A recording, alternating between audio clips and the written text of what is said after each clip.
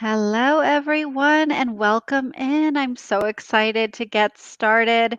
If you can hear me well, if you can see me, just want to make sure everybody's able to settle in before I introduce the next speaker for this exciting session at TLDC's Women in Learning and Development Conference. Thanks, everyone, for being here. Feel free to say hey in the chat. I want to make sure we're all good and we're settling in. Wonderful. All right, awesome. Hi, Bridget. I'll go ahead and introduce Christine. So, she is the co owner of CK Digital Learning Solutions, which is a woman owned training services company with a dynamic 16-year background in corporate L&D. Christine's passion for her work and her lifestyle of working remotely from around the globe are truly inspiring. And today she'll be discussing managing difficult business relationships. I know this is relevant to so many of us who work with clients. So her insights on professionally ending these relationships really promises to be invaluable for all of us navigating similar challenges.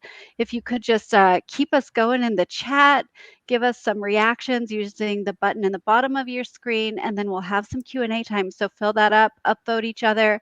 And with that, I'll go ahead and send it over to Christine. Thank you.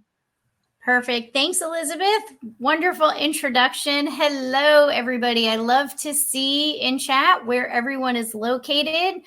I see LA and Oklahoma in the house. I love it. I love it. Excellent. So please let us know where you're coming from. And I appreciate everybody staying on the East Coast. I know it's 5 o'clock. I'm going to try and keep us on time. So with that, bear with me. I'm going to share my screen and we'll get started. All right. Let me know when you can see. Can you guys see? All right. Perfect. Okay, so I thought I would start with just a little bit about me. Again, just as I had the intro from Elizabeth, thank you so much. I had started my training services company with one of my longtime friends, and we've just never looked back. It's been great. So a little bit of personal information. I am just in my 50s and loving everything that comes with that. I, started CK, worked at it part-time until the pandemic hit, and then decided to take that leap of faith and fully commit to, leaving the official corporate world behind. But yeah, being in my 50s, so many cool things that nobody tells you about, right? Like, all I ever heard were the negatives. Nobody said that when you turn 50, it kind of comes with that eye-opening shift that lets you genuinely feel good about putting yourself first. So I've kind of lost that need to say yes to everything, learn to protect what's important to me and not feel bad about it. So it kind of was what made me think about the topic for today. We spend so much time focused on how to get more clients, how to grow our business, and just the everyday grind. But I thought, what about when a relationship starts to take a toll on you and it's just not fun anymore? Maybe it's not profitable or just simply bad for your emotional health. I felt like this was a real situation. So I thought it would be a cool topic for us to share, how we navigate through these challenges. So to that, I do have a poll. Let me go ahead and open it. Okay, Elizabeth, I have it opened. If you guys want to kind of put your answers in there, it's one of those things. Walking away from a client can be so scary. It's so scary, especially when you're entering into the business. You just think, am I really going to do this? What happens if I do? You have so many different thoughts, but at the same time, you also struggle with how do I stay in a relationship even a professional one that I know isn't really healthy. So yeah, I kind of thought this would be a cool one. Let's go ahead. I don't know if you guys can see the results as we go, but can we show them, Elizabeth? Okay.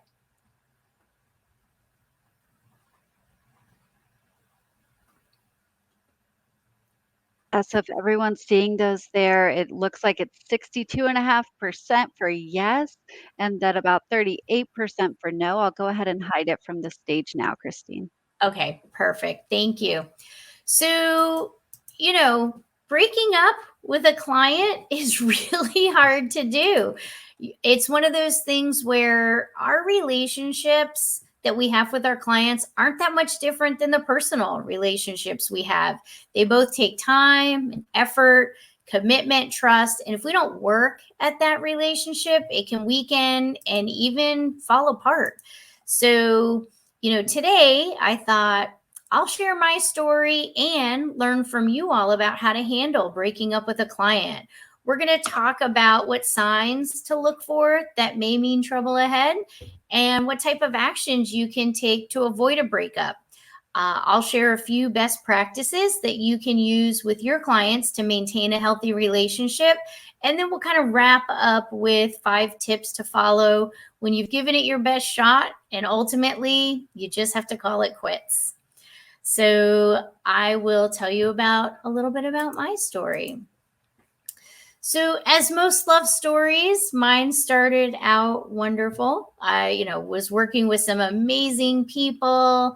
I trusted, I was given more responsibilities. I mentored other contractors that came onto the team. I had client facing roles on different projects, and it was really rewarding. I felt valued and appreciated. I loved everything about the relationship. But then gradually things started to change. There were small changes over an extended period of time. But before I knew it, I'd already changed how I felt when I would go in and, we're remote. So you log in and you have that little bit of dread. I was already feeling that. And I thought, man. So they say hindsight's 2020. So I thought it'd be interesting to kind of share some of the lessons I learned and hear some of your stories and best practices that you all have gained.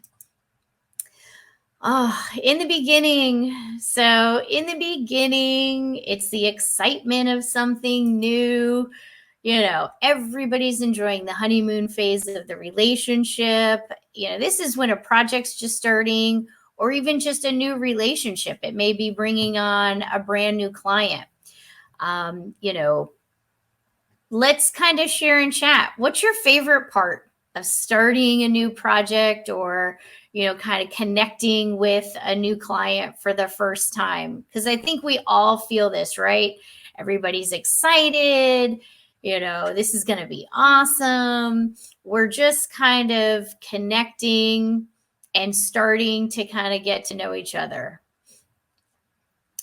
Yeah. So, Bridget, the thrill of doing valuable work, making good money never hurts. That's right. Absolutely. So, those beginning pieces, Brenda says, when I'm finished, that's so funny. I like the journey. I really enjoy that, going through it with a client, showing them something new. That's right. Meeting new people, the dopamine boost. It's so fun when you do something different. But it is important to recognize, like every relationship, that newness kind of wears off. You settle into the day-to-day of things. You have your meetings and project plans and updates and meeting deliverables. You kind of hit that routine. So, with all of that being said, there are several signs that you may see that may cause you to wonder what's happening here, or why do things feel different, right? So, there's a couple of things that you want to kind of pay attention to. A change in leadership or management can be a little challenging. Sometimes people come in and they have their own team or their own preferred vendors or consultants that they're comfortable working with.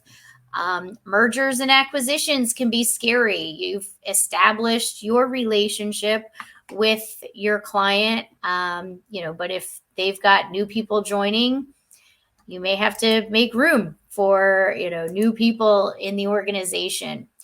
A big one for me was financial issues. When you start having trouble getting your invoices paid, that can be a little bit difficult, or they draw out your terms. That kind of raises a red flag. You should hear that little voice. At this point, even communication changes. It's breaking down a little bit. You're not getting the replies that you used to. They're canceling meetings. These are all kind of signs of trouble and red flags. And the most important, and one that I think as women we often overlook, is the emotional stress. That whole leave your work at home is difficult to do. But sometimes, you can you can just really struggle with taking it out of the door, right? I work in my office. This is the only thing I do in this space. So I try and have that opportunity to shut the door and leave it in there. But when you have a challenging client, or, a project that you can't leave, that's a big red flag. So let me ask you all, in your professional relationships, what are some of those signs that you recognize that made you think things are changing a little bit here? Because in the poll, you all really, kind of look like we had, 67% of you have been through it. So what were your signs of trouble? New processes that don't make sense. Oh, yes, Kirsten, awful. Right? That's someone new coming in and changing the way things work, for sure. Yvonne, so true. Not respecting your time, micromanaging, scaling too quickly. True. Elizabeth, ghosting, the worst. Just communicate with me, right? No doubt. So we're going to actually touch on that. That's a good segue for a little bit later. So, in order to avoid these things, there's some best practices, because we don't want to jump right into the breakup, right? Just like in our personal relationships, you want to try and set yourself up for success. Right? Jan, that bad feeling in the pit of your stomach, behaviors and actions. Brenda, that third eye. So important. I always call it my little voice. That's my little lion in the back. Let her roar. Let her roar and listen. But before we get to calling it quits, just like our personal relationships, there's things that we have to work on. I just kind of put a couple of best practices together that I wanted to share when we go through either setting up new projects or relationships, which I think is super important, because even if it's just a different project, you may have a different project coordinator, you may have a different SME. So what may be very routine for you, even if it's within the existing organization, you have new people that come in. So some of the things that I really try to keep as a best practice is a kickoff call. You have to meet the players, understand everyone's role, kind of set expectations, and agree on what communication style works best for your client. There are so many ways to communicate. The options, I feel like every time I turn around, there's a new tool out there. We have Teams, Slack, email, Chime, Google Suite. The list just goes on and on. So regardless of the platform, get it established right away. That way you integrate into the client's preferred communication tool. And that's really important. You don't want to have to make them adapt to your approach. You really want to try and adapt to theirs. I also really like the status check cadence. It can be, whatever works, once a week, bi-weekly. Again, whatever your client needs to feel engaged in the process and informed. For us, one of the things I love, do you all send recaps? I love a recap from the meeting with a list and a table of actions and dates. So super easy to remind everyone of who's doing what, when things are due. Never forget your dates, right? Other little tip here, that little thing in the back of your mind. This is also really handy when it comes to showing accountability and that you were consistent in your communication, the requests that you made that may potentially go unanswered, and call outs for the future. And I think one of my favorites that's probably overlooked too often is holding a postmortem. There has to be a better name. It challenges me. It's a struggle to go through that one, but the process is really valuable. At the end of each project, it's so beneficial to talk about what went well. What were the opportunities for improvement or your even betters, your overall lessons learned from the initial partnership. For new clients that you're engaging in, this is really important because you're kind of each learning your styles, right? How they communicate, how much they want to be involved in, what that process looks like for them to engage with you as their consultant or contractor. So, kind of learning what works is great. So, what do you all use? Rita, thank you for the kickoff. What do you all use? Let's check in with chat as some of your best practices to avoid issues during a new relationship or project. I like the timetable and managing project retrospective. Good one, Bridget. I think I'm changing my slide. I like that so much better. I think I've seen that somewhere and it took a minute to register. Like that's the postmortem because how you just hear it and that's just what you hear. A Kanban to make clear what's needed from everyone and when. Love it. Get to know who you are in the communication and preferences for sure. These are all really good best practices. Vacation policies. Nothing like waiting on a review for a version of your course or content, and then you get I'm out of the office for the next 2 weeks. A project charter is also great. Boundaries, holidays, yes. Project reflections. Michelle, I really like that one too. I think that's a good one. Thank you guys for sharing. That is good. So we've got all of these best practices, setting expectations. You guys are really, you get the gist. Despite our best efforts, right? We're doing all the right things. You still have that tiny lioness roaring in the back of your head, warning you things are not quite right. So this is when the worry starts to kick up a notch and that, the little changes are having bigger impacts. First and foremost, trust the voice. Listen to her. She will not lead you astray. Then you really have to start focusing on a couple of things. It's always better to be prepared before you end a relationship than after it's already ending.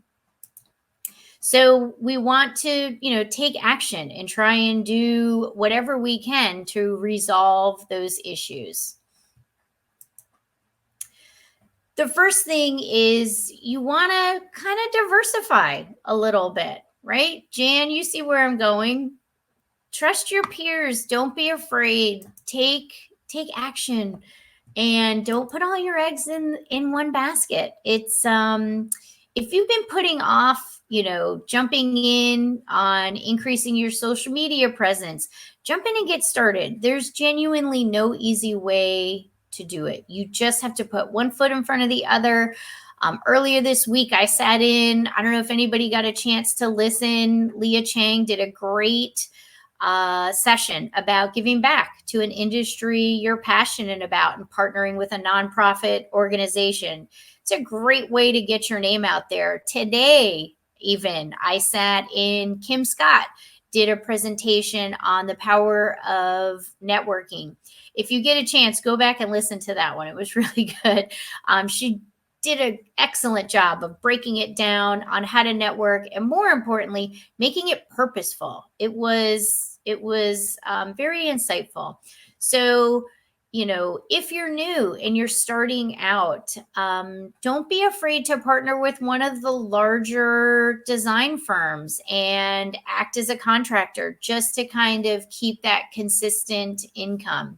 So diversify, get out there, and make sure you're getting your name there.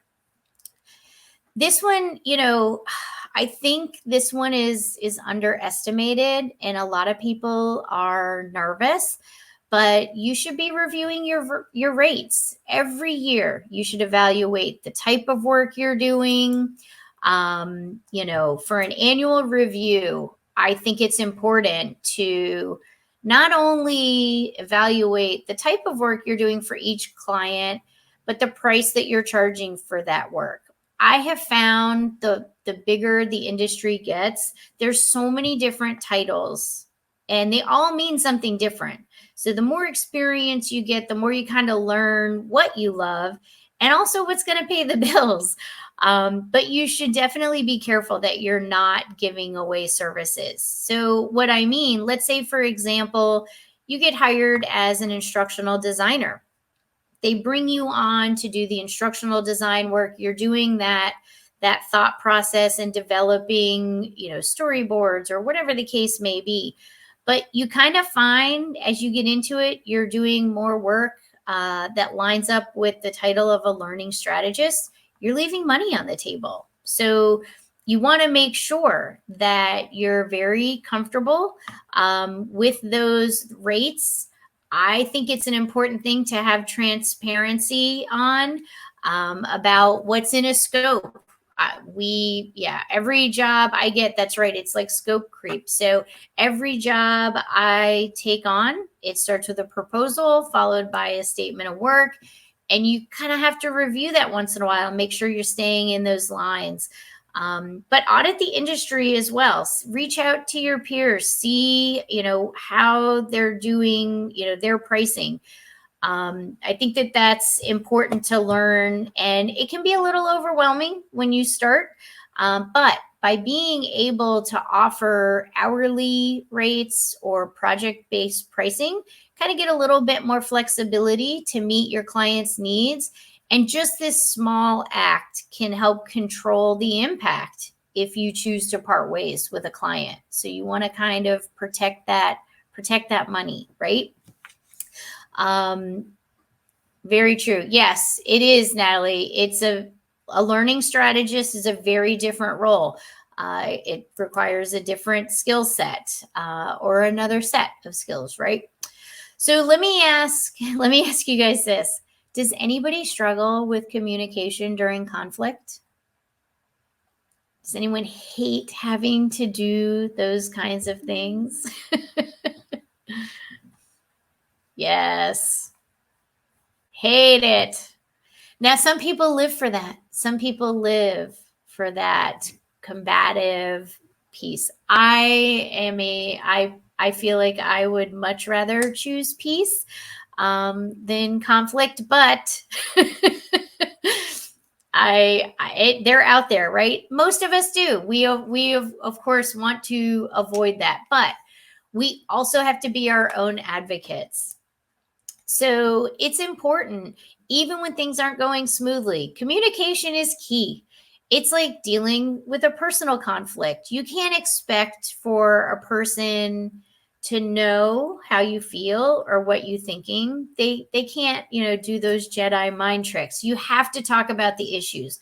If you ignore them, you ultimately are adding to the problem. So Natalie used to hate it. Now I can deal with it. And it's important to know your worth for sure. And there's ways to communicate, right? So, of course, keeping it professional.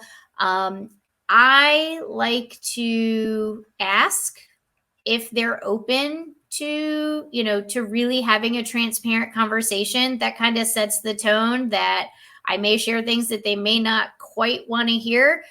It doesn't mean they don't need to hear it. I just kind of want to let them know in a kind way what's coming.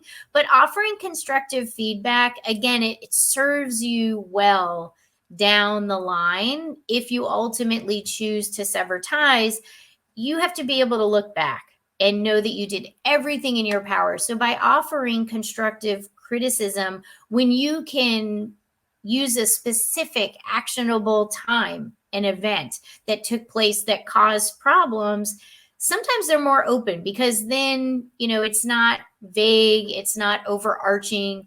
You can kind of say, hey, listen, last week we really struggled with getting feedback on time, and it's kind of had a domino effect on the project timeline. I really just kind of wanted to talk through how we can avoid that in the future. I'm still telling them I'm not happy. I've told them their project is potentially at risk, but I've done it in a kind way that's like, help me help you, right? So communication is huge, and you really want to take that time to do what you can. So this one is truly the one that I feel I had to learn how to do. It sounds so simple. Protect your peace. But for me personally, it was the hardest lesson to learn and even harder to put into practice on a daily basis. I now can say with pride, this is my mantra. I live by this, and I genuinely try really hard to not let anything get in the way of protecting my emotional well-being. It's a hard thing to do. We have so much coming at us, right? Personally and professionally. I can control. So this is where I'll focus. So one of the things I think we all struggle with is acknowledging the fact and allowing ourselves to feel how we feel. You can be upset, you can be disappointed, you can be angry, you can be all those things. Don't tamper those emotions, but allow yourself to feel them, go through it, and then decide what you're going to do about it, right? Set boundaries for how much time you think about the things that upset you. Everybody, I'm sure you've all heard, right? Don't let them live in your head rent free. Don't let it happen. And it will, if you do not take the time and effort to protect your peace and set boundaries and say, you know what, I'm going to think about this for the next 30 minutes and I'm going to let it run through, and then I'm going to turn it off. You just have to take the time to do that.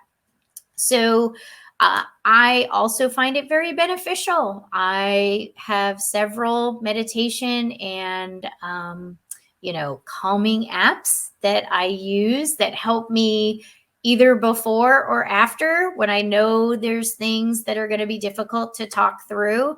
I'll kind of take those few minutes and find my namaste place, find my peace, and know it's going to be a struggle going in. But if I can bring calm and take my emotion out of the situation, you can usually keep it from escalating. And that's always the most important part. Again, looking forward, you just want to do the best you can. So if you have to sever that relationship, you can look back and say, I know I did everything I possibly could. So let me ask you all, how do you protect your peace in your professional life? Removing the emotion, so hard, but necessary, Brenda, right? It's very hard. Kirsten, I have to stew for a little while before. It's very important. Never respond to an email immediately, right? Get up, walk away, go love on your dog or your cat, enjoy a little music, just anything to kind of not come from a place of emotion. I think that's a great idea. And always remember, I use this with my kids as they've grown up. I've kind of taught them, right? Play chess, not checkers. have a plan. And remember, this is temporary. It is just a job or just a contract, and it will be over, right? So Jan has a good one. Find a way to, kind of get out in a safe way until you can calm down. Don't be afraid to take time off. Elizabeth, lean in. That's so true. You can lean in on your support group. Everybody should have that person or those people to lean into. Very good.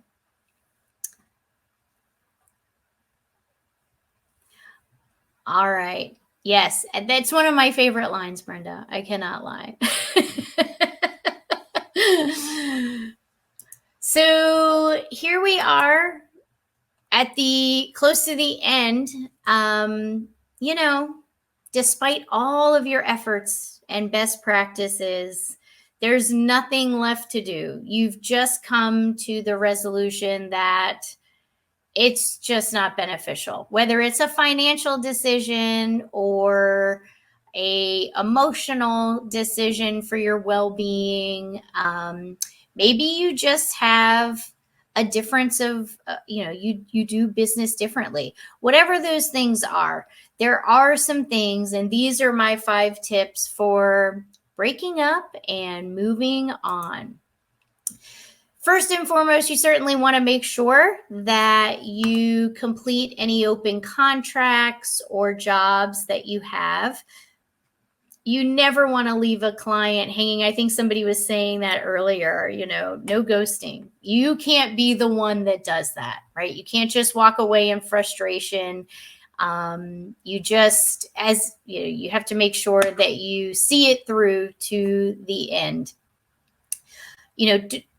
In addition, so I'm going to finish, but you can set those boundaries once you've made that choice, and don't accept any new contracts or work from them, no matter how nervous you get. And this was really difficult. In my situation, I had been with this particular client for several years. I had made the decision to part ways. So my timeline was at the end of the contract, I'm just not going to renew. And of course, as projects kind of closed and new ones came up, they would come to me and offer, hey, we really want you to partner with this. And it was hard. It was really hard knowing I was leaving to say, I kind of have a lot on my plate right now. I really don't think I'm going to be able to take on another project at the moment. You may want to kind of consider someone else. But I just deferred. I kept deferring until, I was able to kind of reach the end of my contract. I ended up also I don't know that this happens often, but again, going back to, do you want to talk about it? Do you want to know why I'm not renewing my contract? I offered an exit conversation to my particular client, and I was very transparent, but still considerate about why I wasn't continuing anymore. And it had been a multiple list of reasons, from the changing communication style, policies and procedures changing without them being communicated to me as a consultant. And I think that's part of what happens is, when you have this long-term relationship, sometimes they start to think you work for them instead of with them as a partner. And so they don't think they have to say those things to you or share the changes. So boundaries, I feel like I saw that in chat earlier. Boundaries were a little difficult. I'm not an employee. I'm a contractor. So, assuming I was going to take on roles that they offered, that, hey, Christine, we have another project for you. We're looking to start. There was no asking. It was kind of just telling. So that was part of my feedback was, I'm not an employee. There are still choices that have to be made on both of our sides about considering on these projects and the bandwidth that you have. So just offering to have those communication moments with your clients. I think they came away feeling like, okay, we get it and we appreciate it. I still ended the relationship, but I felt good about being able to do it in a way that was respectful, but kind of still advocating for myself a little bit. And then the most important is don't look back. Have faith. Nothing lasts forever. So, in this, the hardest part is second guessing. I find as a woman, I always tend to have that imposter syndrome like, oh, am I really going to be able to make it if I don't renew this contract? Are things going to be okay if I say no? What's going to happen? Oh my gosh, what if I change my mind? You have that self doubt that creeps in, but trust in yourself, trust in your abilities and your talent, and take the time to just kind of believe in yourself and know that you're valuable and you have worth and things will work out. So with that, I know we have a Q&A. Elizabeth, do we want to kind of go through any of those before we wrap up? Yeah, so there's one question that we have here in the Q&A, and please, folks, feel free to fill this up and let's keep the conversation going. I think this is such an interesting topic, Christine. So the question is, how can you ensure that ending a business relationship doesn't harm you or your company's reputation? Man, that's a good one. That's really good. I think it's on how you handle it, right? So, again, kind of going back to being as professional as possible, not feeding in if you happen to have a situation where there's multiple contractors on a project, not feeding in to the temptation of gossiping or talking through your business. Keep your business and your side of the street clean, is how I like to look at it. A little Swifty reference. But yeah, I feel like the departure does as much good for your reputation as your consistent clients. I can honestly say I feel confident that any relationship that was discontinued, I could still call them. I'm pretty sure they would still give me a decent reference. I was a great partner, but I think it's the way you exit. So your exit strategy and the way you choose to end that relationship is really what is paramount for sure. Wonderful. Thank you. There's also some great just kind of comments happening in the chat. So there were some things around, protecting your peace and kind of seeing things objectively. And then I noticed Toddy just saying, with women, even if we remove the emotion, we can still sometimes be accused of attacking. And then there's some continued conversation with Natalie. Yeah, do you wanna speak to any of that? Yeah, let's take a peek. So it's funny, Toddy, you're right. It's that whole thing where our emotions have different names and different titles. Men can be loud, we're aggressive. They can be bold, we're bitchy. So it's something that I personally feel I have to detach myself from. And it goes back to that fun thing of I don't really care what you think about me. If I've been respectful, I've delivered my message in a respectful way. How you feel, I can't control. So I won't spend energy on those types of situations. You know, I see you've got a project where they called themselves a polite culture. I don't know why that word bothers me. I just associate it with how a woman is supposed to act versus what does that even mean? What is a polite? You can be respectful, but polite, I feel like that's what we were told how we have to be, right? Well, be politeful, be pleasant. That's not my job. I'm not here to please you or not hurt your feelings. And that's whether we have a positive or a negative outcome on our relationship, to be fair. And it takes a lot to get past that, and you have to try really hard. I think it's important for those of us that have been in the industry for a long time to turn around and raise up the younger women coming into this industry and remind them you don't have to come from a place of patience and politeness and doing what's expected of you from that female version of what they may have in mind. You're a professional and an expert and a specialist and a consultant. Those are the words that represent me when I go into a partnership. So I don't enter it with my feminine face. I go in with my professional face, I guess is the best way to say. Thank you. We have a couple more questions. So, one of them is, are there any legal factors to consider when you decide to end a relationship with a client?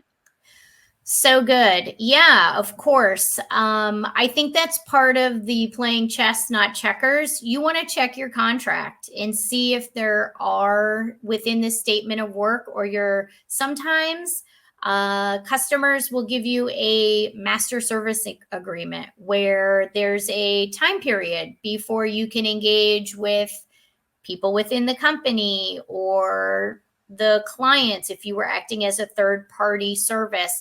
So, reviewing your contracts that you have in place is extremely important. To your point, that is exactly what drove my decision on my timeline of exiting the relationship that I didn't want to continue. I knew I wanted to see the contract out, so there were no ramifications to me legally. I completed everything, and again, didn't start anything new that would take me past that service agreement. And then once that was up, that was up. And you do have to respect, I think, it kind of has to go both ways.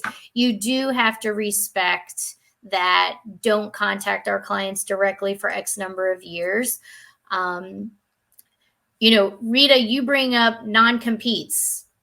I don't sign non-competes. Um, I'll sign a non-disclosure because I think that's very important to protect confidentiality and branding and things like that. But when it comes to a non-compete, I I fundamentally disagree. I'm going to put as much money in my pocket as I can, as quickly as possible, and as often as I can. And I don't want anyone holding me back. So non competes are non negotiable for me. If you need a non compete, you're really probably not looking for someone like, me that offers a consultant. You're looking for a W-2 type person. And, I'm a consultant and work for myself. So yeah, non-competes are not an option for me. Thank you, Christine. Going back to, what they were saying about polite culture, another question we have, do you have thoughts on the reverse, an environment that embraces the combative culture? Yeah, it's hard to protect your peace when you go to war every day. So a combative culture is something, and it's a fair question because how do you really know until you get there? But there are ways to identify signs early in the engagement, even in having those discovery conversations about whether you want to partner. A lot of times, what happens is you'll meet with prospective clients to do the discovery if you're a good fit. You can almost take some of those times to see, do they let you finish your sentences? Do they speak over you? Do they diminish your ideas when they've asked for them? Those are things that I look for. If you've asked me, then I should be allowed to share my piece without interruption. So I think in those initial, if you can identify that it's combative, me personally, I'm not jumping in the ring. I don't want to be in a combative culture. But once you're in there, I think that's when you need to really evaluate and kind of go through the steps that we talked about today to get out. You can't live in a combative culture and be happy, I think, at the same time. Thank you so much. So, as we're winding down our time here, and thank you everyone for your great questions, your awesome interaction. Oh, do we have? Sorry, we've got one more. I spoke too Sure. soon. Um, Thanks so much, Sarah, for and we've got time. So, folks, if you have more, feel free to plug them in. Are there any specific questions that you asked to try to evaluate a prospective client for fit? Man, Sarah, that's a good one. Being remote and being a consultant, their culture isn't as important. But when I do meet with prospective clients, some of the things that can kind of give me a little bit of an idea about whether they'll be a good fit is their overall philosophy and approach, their openness to learning something new and trying something different.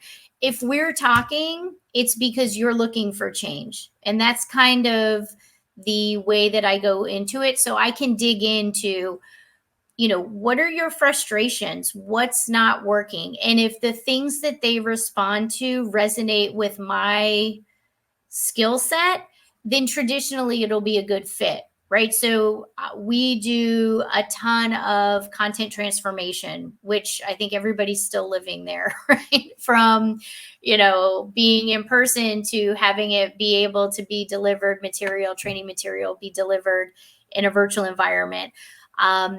I'm an advocate of not doing a lift and shift. So that's something that I'll ask. So, what's your vision? How do you see this playing out? Those are questions that will indicate to me, oh, we're just looking to move this to our LMS.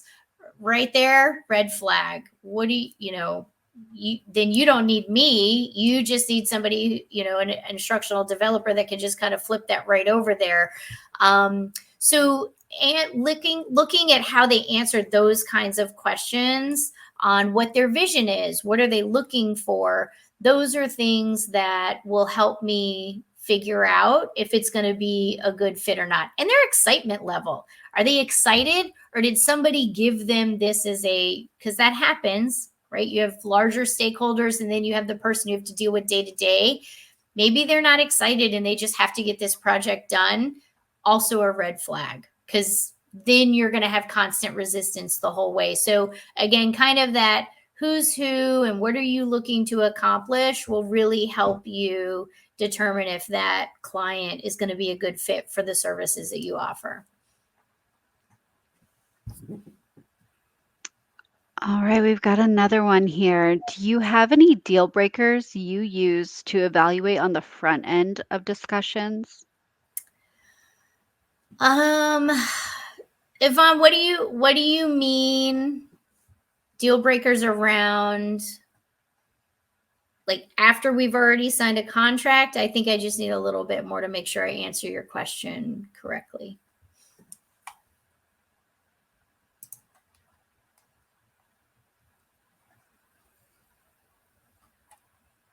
While Yvonne types, Natalie had such a lovely message there in the chat.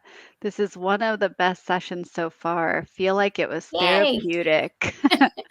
Yeah, for sure. And I would end on, okay, so Yvonne, I'll definitely come back to that. It's really funny. So in my company, sometimes they refer to me as this, the scary one, which I think is hilarious, but it's because somebody has to come in for those tough conversations and have the level set with the client, right? So we have project managers and everything, and when things get difficult, whether you've submitted, I don't know how many times you guys have had this happen, where you've gone through the design process and the review cycle has closed and you've packaged your beautiful course up, and then all of a sudden there's more comments, and they don't understand why are we not addressing them, right? So I have to come in and kind of do those level set conversations on, hey, so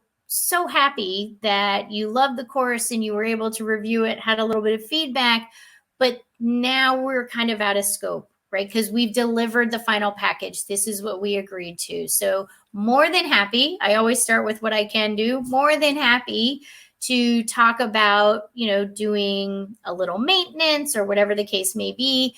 But to be clear, we've delivered based on our contract everything we need to deliver. So sometimes, that's kind of what you have to do.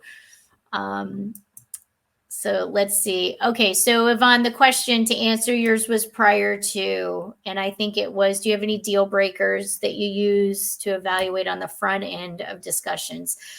I think kind of going back to what we talked about, the discovery and analysis, understanding exactly what they're looking for.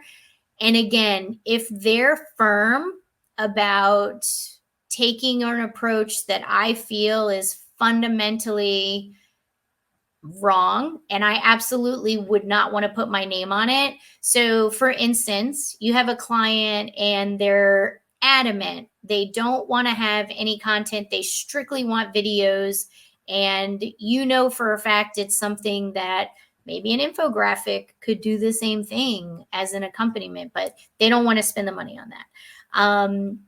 If I have someone who comes in and they're so set on exactly what they want, and I know that it's the wrong approach, that's a deal breaker to me.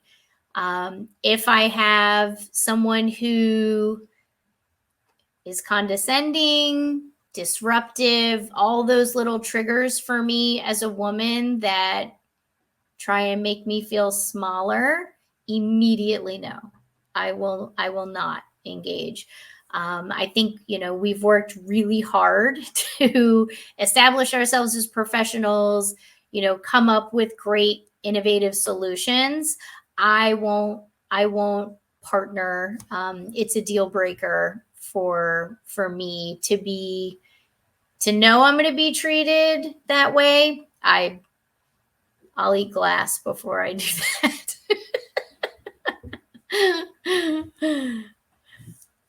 Yeah. All right, we've got a question from Rita. How about non-payment from a client? How do you deal with that? Oh gosh, Rita. So also a good one. I try and I take the approach that everyone has a boss. I'm the owner of my company, so I know as you go through the chain, the buck has to stop somewhere. So non-payment, I traditionally try and find who the person is responsible for making that decision. I absolutely try and make sure, hey, so listen, I saw things hadn't been processed. This was the date.